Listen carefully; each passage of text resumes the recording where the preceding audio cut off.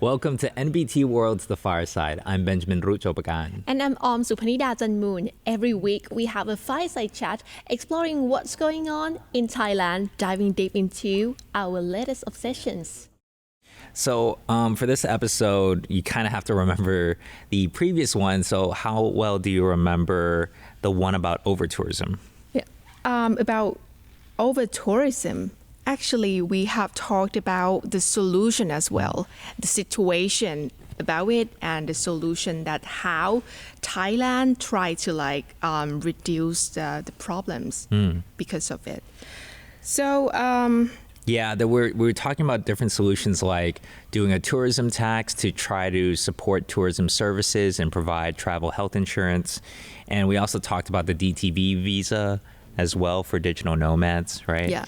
So one of the solutions that the administration came up with last year was the winter festivals. Yeah, right. You have mentioned that. Yeah.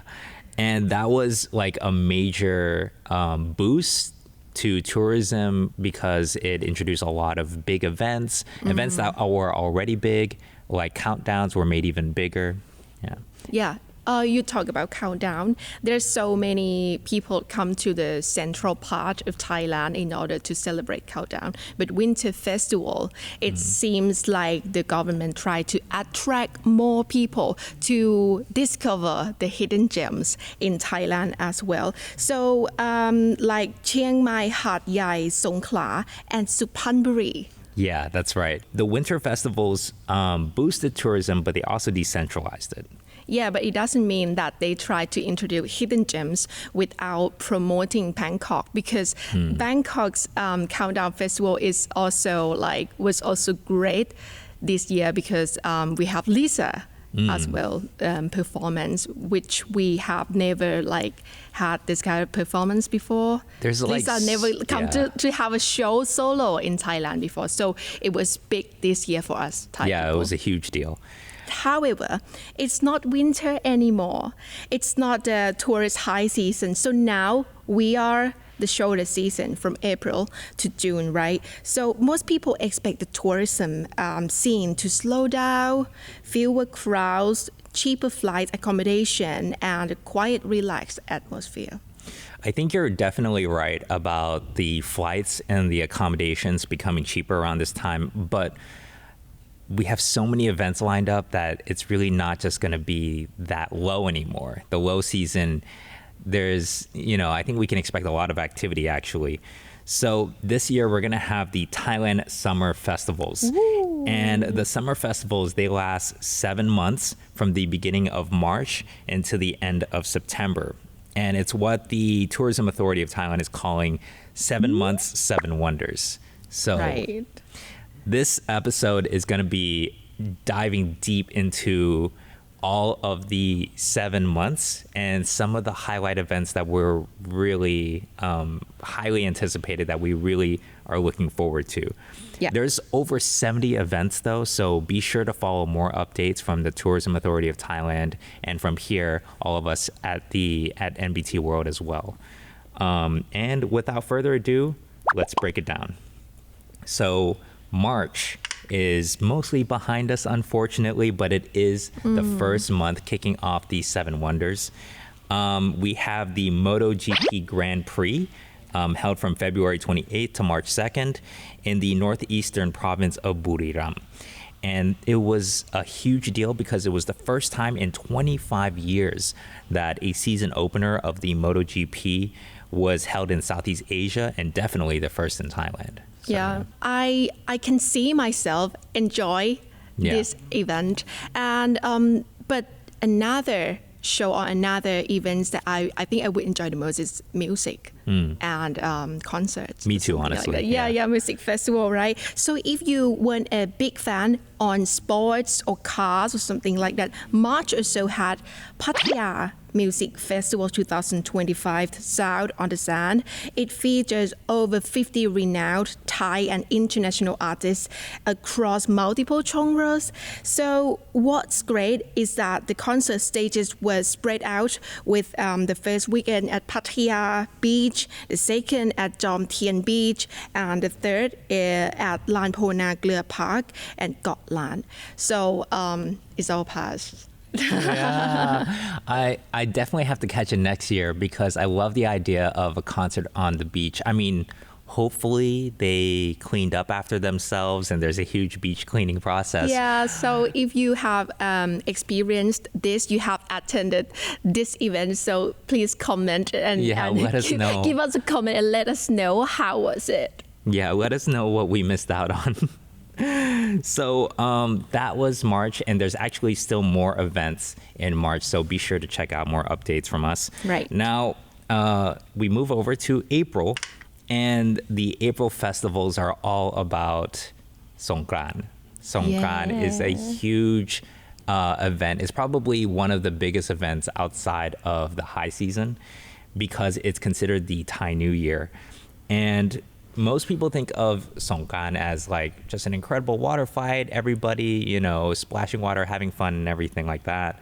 But recently it was also recognized as an intangible cultural heritage of humanity by UNESCO because it has a lot of ties to Thai tradition, the Thailand's connection with water, and Thailand's connection with Buddhism as well. There's a lot of Buddhist practices that are related to Songkran. Yeah. I think it's also it's because of the heat. Yeah, because it's April considered the hottest, the warmest month of the year. So people just celebrate it by like splash water to each other in order to cool off. Cool down. So this year is going to be really special. From April 11th to 15th, there's going to be a Maha Songkran World Water Festival taking place here in Bangkok Sanam Luang. And that's expected to draw record-breaking crowds. We used to know it as a Songkran Festival or Songkran Days, but lately Thailand put Maha into like make it Maha Songkran. So Maha means massive. Yeah, it means huge. Like great. Yeah, great, grand. You can think of it as like the mega Songkran. Yeah, mega Songkran, something like that. So to make it bigger, because it's bigger right now and more recognized internationally. So Maha Songkran will feature unique traditions from across the country, a spectacular parade as well, live concerts and from top artists, EDM water battle festival and drone light show. So if you miss 5-day window, you can catch the month-long Grand Songkran Festival taking place in select provinces like Chiang Mai, Chonburi, Khon Kaen, and Nakhon Si Thammarat across the country. So that represents like each parts of the country. Like Chiang Mai is in the north, right? Yeah. And Chonburi is east, Khon Kaen Isan, and Nakhon Si Thammarat is south as well. So if you were to celebrate Songkran in a different province, where would you go? I would celebrate in my hometown. Oh. Yeah, in Ratchaburi. So right. You are from Chumpon, right? Yeah, that's right. I'm actually from Ratchaburi. Yeah. So you can see that it's another hidden gem. That's right. Yeah, there are so many tourist attractions as well, which is not huge. So you can come visit. Yeah. Visit, comment below if you're going to go to Ratchaburi or Chumpon. Please. So next month, we're in May now. We have a little something for everyone. Organizers threw everything into this month. So if you're on the DTB visa and you came in for Songkran in the previous month, I definitely stick around afterwards. In the Isan or northeastern region, the Bun Bang Phai Rocket Festival is being held in Yasothon. And this is an annual event that they do every year, usually on the second weekend of May. And these rockets, which are also known locally as Bang Phai, are launched into the air as a reminder to the Phaya Tan or king of the sky, also known as god of rain, to provide farmers with a good monsoon. So this is an example of a very local, very culture and historic kind of tradition that takes place in Thailand that is connected to Thailand's agrarian history. It's farming kind of history. Yeah, and any local Thai festival is accompanied by a lot of local like foods and local shops and folk music performance. And when we focus about food only, Thai food is amazing. Yeah. And we have the amazing Thailand Grand Taste Festival in Chonburi and Fruit and Delicacies Festival in Rayong. So if you love Thai cuisine and tropical fruits like durian. Oh my God, I love it. Yeah. Guava and rambutan. So you would get to enjoy so many fresh fruits in season. Yeah, I know that there's always these fruit buffets that take place in the East as well. So for like a nominal fee for like a buffet price, it's all you can eat fruit there as well. So there's so much to look forward to if you're a big fruit lover. Because some fruits here that we are talking about right now, even in Thailand, is quite like pricey for some season and some place. But if you go to Chonburi, Rayong, is a place that they produce these fruits, especially durian. Yeah, exactly. So we still have many more events in May. But for now, we'll finish up with the southern region, the Amazon Jungle Thailand 2025 in Yala province, taking place from May the 2nd until the 5th. So this is a world-class international trail running event that supports local businesses. I like this idea so much. So runners will complete in 5 categories. It's flower, mist, jungle, jungle, and betong. It's from 20K until 100 m. Yeah, it says 100 m, and that's like, it's not miles or meters. It's 111 kilometers. Kilometers. Yeah, these are like, you don't be fooled by the names. Like some of them are spot on. Like the mist, or rather the jungle 50K is 51 kilometers, so it's pretty close. But the tunnel 100K is 87 kilometers. Right. And you can tell it's really serious if the shortest category is 17 kilometers. 17 kilometers. I think I can do that though. Yeah. I think I'll see you there. I'll see you there at no, you're not going to see 20K. Me. I just think that I can do it, but you're not going to see me. Right. It's not the event for me. I don't know. I think you could push yourself. Do you think? I would attend the fun run first, like somewhere 5 kilometers. I love to go to races and do no preparation whatsoever and just do it anyways. How long is the longest that you have done before? Just a 10K. Yeah, same. Yeah. It's so humbling to watch somebody in the 65 and up category beat me. It's so like, wow, I am so unfit compared to some of these racers. But yeah, these are really serious races because they take you all over the region and they take you past famous landmarks. And also you have to look at the map on the website because the elevation keeps changing. Yeah. So they take you up and down. It's trail running, right? So yeah, definitely something to look forward to for serious runners only in May. I think you can also run through provinces because 111 kilometers, it has to be like a couple of provinces that you experience by your feet.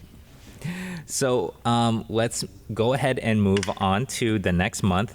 The next month is all about pride and power. That's my theme for this month. Yeah. So first off is Pride Month here in Thailand. Now, we always have a great Pride Month. We always know how to party. But we have a lot to be proud of and on a more serious note here in this year because this is the first year that same-sex marriage is legal. Yeah. And so I think many people from the gay, queer, LGBTQ plus community have a lot to be thankful for and have a lot to celebrate, you know.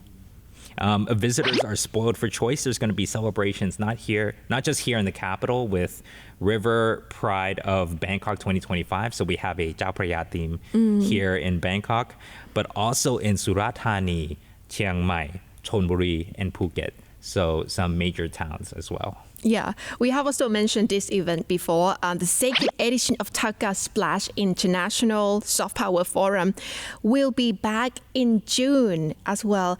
This event is a must for people working in creative fields like designing, gaming, music, film, or fashion.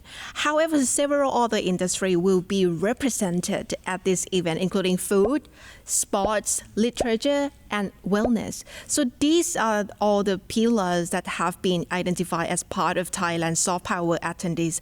So if you are interested in attending this event, so you can expect the reskilling yourself, also upskilling, because they have the upskilling master classes to attend. And it's an opportunity for networking with people in the same industries or same fields that you are working in. So in order to connect with people and other creatives.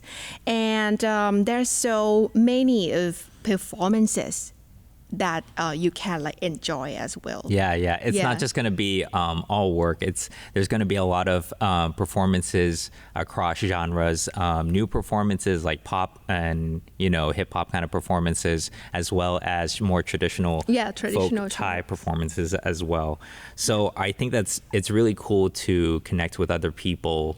Yeah. And it's really hard to be creative by yourself. It's really hard to go it alone. I think everybody thinks that they need to do something on their own and need to train on their own in order to be ready to collaborate. But really, collaboration sometimes is the fastest way to upgrade. It's the fastest way, so you're not thinking by yourself, right? Yeah, it's a great opportunity for you to see the people that think like you and want to do something like you, and opportunity to expand what you are doing. Yes. Just a final note on this event. So we talked about Taka Global Soft Power Talks, and there were 5 thought leaders there in different fields. Well, each of those thought leaders will also be providing an internship, and they're going to announce the winners of those internships. And those are in the categories of culinary arts, design and innovation, architecture and urban development, which is very interesting to me, performing arts and choreography. I want to look into that. I want to become a better dancer for sure. And brand strategy and creative product development. So really very different from each other. A lot to look forward to for those 5 especially. Yeah, very interesting. So we have changed theme a little bit, and we are moving on to July. So the following month is July. There will be a lot of spiritual events and religious celebrations. This is because of Khao Phansa or Vasa, which marks the start the Buddhist rains retreat, also referred to as Buddhist Lent, Similar to Lent in the Christian faith, Vasa is a time of spiritual reflection and dedication. So most people will usually give up something, for example, alcohol or smoking or That's anything. Right. Yeah. So if you have an opportunity to give up something, what would you give up? I think it would probably have to be alcohol.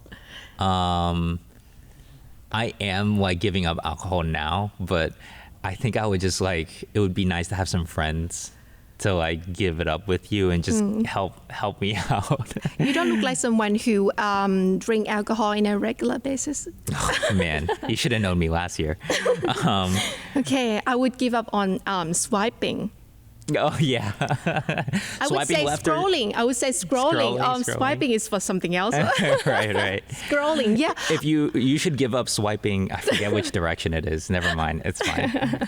Yeah, scrolling takes so much time. Wastes my time a lot. So I think I'll just give up on swiping. Scrolling. Scrolling. I think you know what you really want to give up. Okay. Yeah, I think you know too. So I like, we come back to talk about Khao Phansa. I like Lent. Vasa lasts for 3 months. This year it begins on July the 11th. Yes. Of course, that means that there's all kinds of traditions that happen in Vasa or Khao Phansa, which means to literally enter Vasa. There is the Candle Festival that's taking place in Ubon Ratchathani. Now, this is where artists will make really incredibly detailed wax sculptures of Buddhist figures. And inevitably, when you get a lot of artists together, there has to be some kind of competition to see who made the best sculpture out of candle wax. And this has a kind of deeper luksung, we would say in Thai, meaning that comes from the original practice of donating candles to temples. Yeah. And it's important, pre-electricity, pre-light bulb, you need candles in order to study scripture and in order for the monks to look at Buddhist scripture while they're staying in the temple. So now it's sort of morphed into this artistic display as well. Yeah, that's, I think you can appreciate that the art through that event. So we also have the Aquatic Phansa Festival in Ayutthaya. So there will be a massive boat procession decorated with flowers and carrying candles, which is also related to the practice of donating candles to temples, like you said. So this speaks to Thai's cultural ties with the river. Yes, that's right. So you can see that there's a few different cultural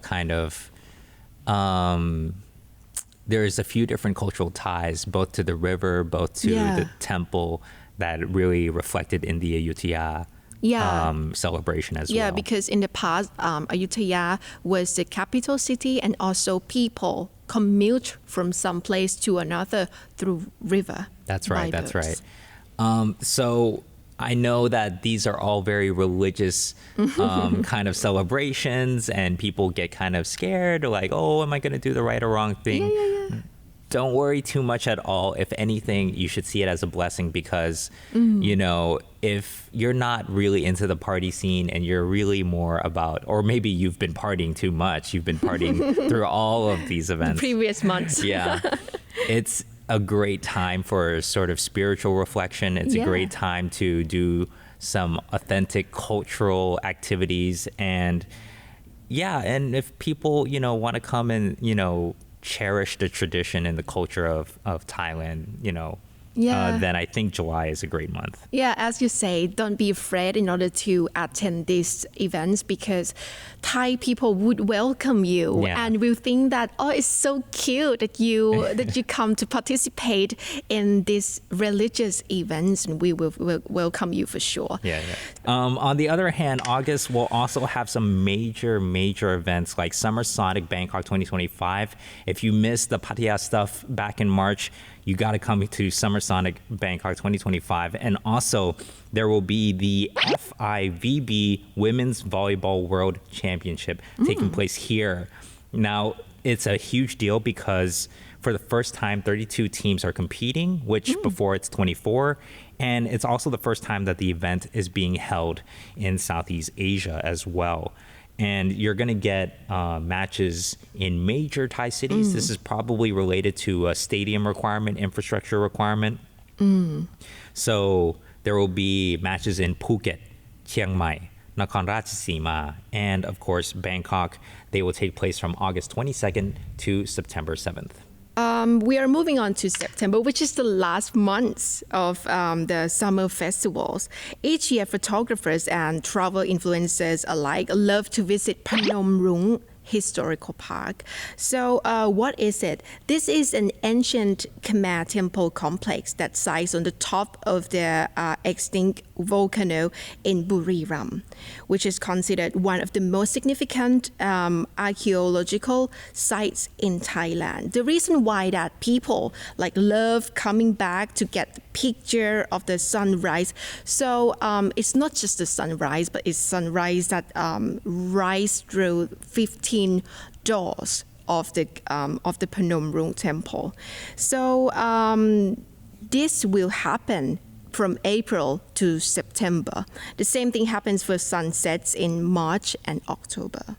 It's so interesting how like ancient civilizations were so in tune with the time of the year, the seasonality, and they were able to build something that would perfectly align with the sunrise and sunset. Yeah, it's all physics. Yeah, they were perfectly like able to orient this temple 4 times of the year to the sunsets and sunrises.